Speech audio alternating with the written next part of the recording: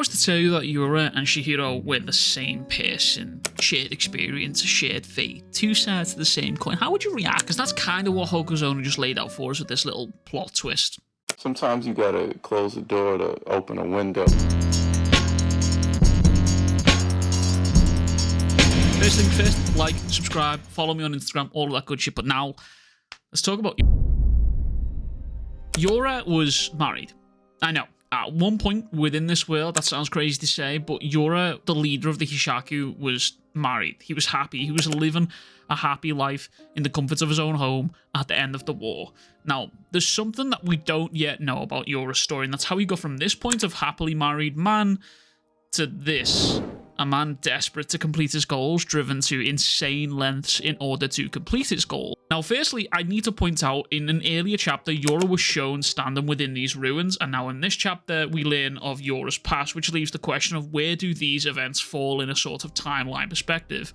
With this chapter, we see Yura is listening to the radio, and that radio declares that the war is over, and that has been almost a month since the war ended. Now, at this point, Yura seems like a normal dude, which again begs the question, how did he get from this point to standing in some ruins here? What caused the destruction? Are those events of him standing in the ruins before what we're seeing in this chapter? And also, his eyes are completely different. His eyes are normal and almost reminiscent of Chihiro in an earlier, younger life, I suppose. But not only all of this, but this chapter firmly puts to bed the idea that Yura is actually from the island of Shikoku. So there's that, which is an insane perspective twist here that I just don't think I was expecting. And finally, this chapter completely changes the dynamic of Yura's character from that of mysterious villain to the one whose cause and goals might not actually be so crazy after all. You see, during this chapter, Chihiro and Yura have a brief conversation, and while it is only a few words spoken between the two, you can really get a grasp on Yura, his character, his beliefs, and his goals. And I'm just going to say it, Yura's not an evil man.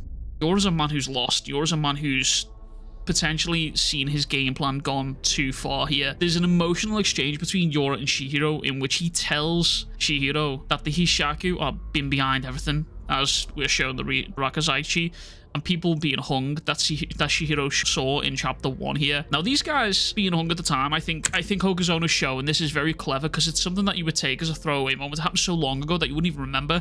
But these guys that were hung at the time, we're told that these guys were standing as a counter movement to the gang that we saw Chihiro wipe out in that very same chapter. But it's here that Yura presents possibly one of the more harrowing arguments for his cause, for his case, for his goal. Quote, "We only made the minimum sacrifices necessary to wield the shinuichi." And it's here that it sort of dawned on me. Every single time that we've seen a core member of the Hishaku, they've only done what they needed to do in order to further their goals. They didn't go out of their way to randomly attack and kill civilians who had nothing to do with them. Hell, even Hirohiko inside the playhouse when he fought Chihiro only attacked civilians because he knew it would make Chihiro act. Now, I'm not justifying what Yura or the Hishaku have done here, by no means.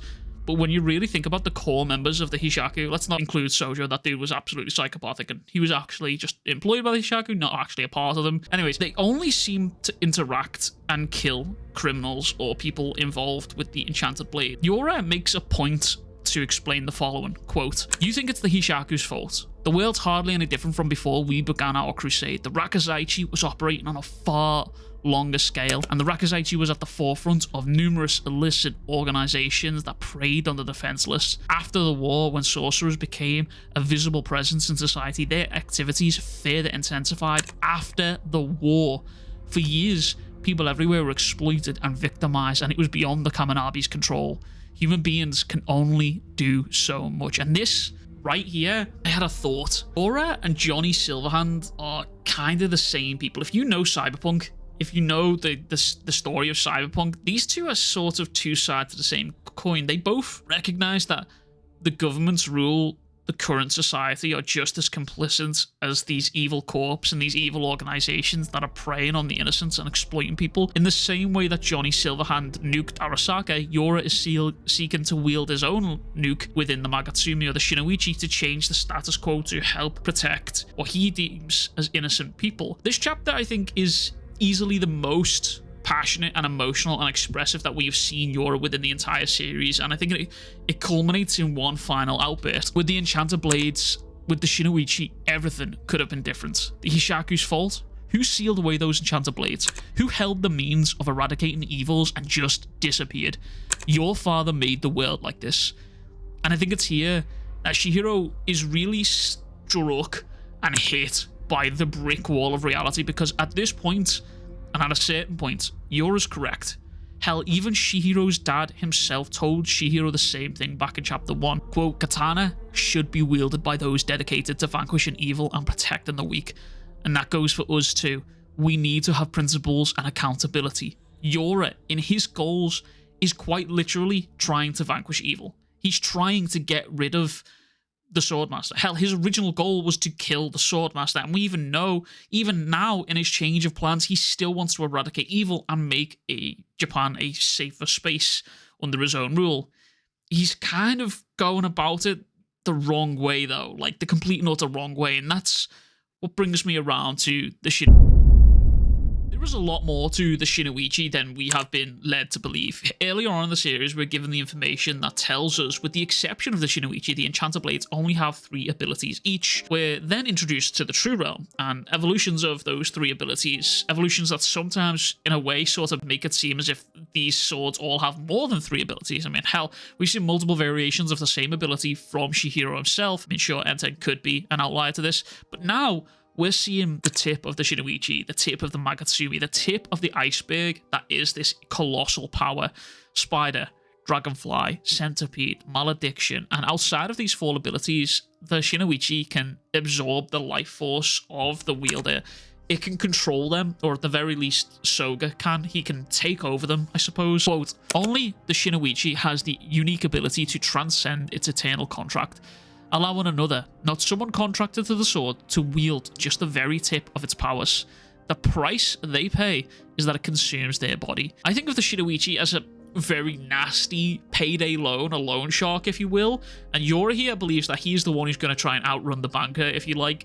And the more he loans from this sword, the higher the toll, the higher the price, to a point that even Chihiro is noticing the difference in the consumption rate of the shinuichi of Yura here. And Yura, at this point in this chapter, is dealing with Suzaku, flames burning him away, and the shinuichi's influence on his body, but also at the same time, him tapping into more of the shinuichi is in turn eating and stealing away the life force from his body. And we get to learn that Kiora actually somehow managed to contain the shinuichi's consumption by sheer force of will. And I find that very interesting, because Kiora wasn't only fighting off Soga invading his mind, but he was also fighting off being consumed by the very power he was using. However, the reasons are very different. Sure, from a power scaling perspective, you can probably argue that Yura and Kiora stand on different planes of existence when it comes to mental capacity, but the key to the difference here is the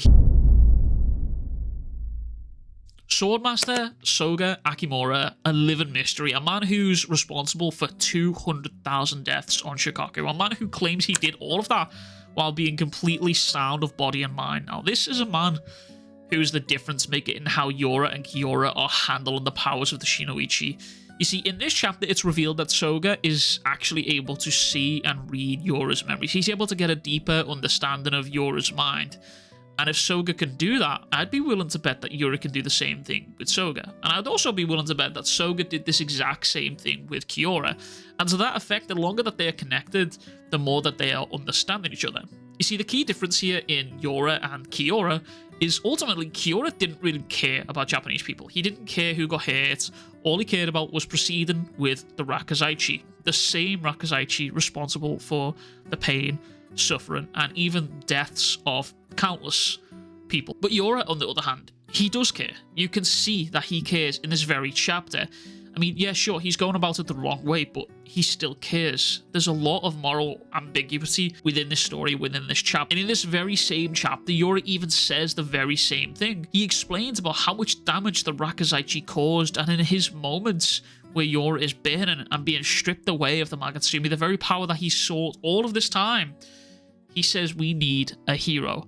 And I think this resonates with Soga. I think this moment right here where Yura tells Chihiro his dad's the reason the world is the way it is, I think there's a turning point for Soga and how he's going to decide to help Yura. I think he'd already stopped invading Yura's mind at this point to sort of see what Yura's capable of, to see what he was about, as I've mentioned in previous videos, and Yura himself has also mentioned. But I think this moment here where Yura tells Chihiro dad is just as much to blame as the Rakuzaichi is for the way the world is here, I think this is where Soga clicks. I think this is where he's like, okay, me and you, we're on the same side here. Quote, I'll give your body back.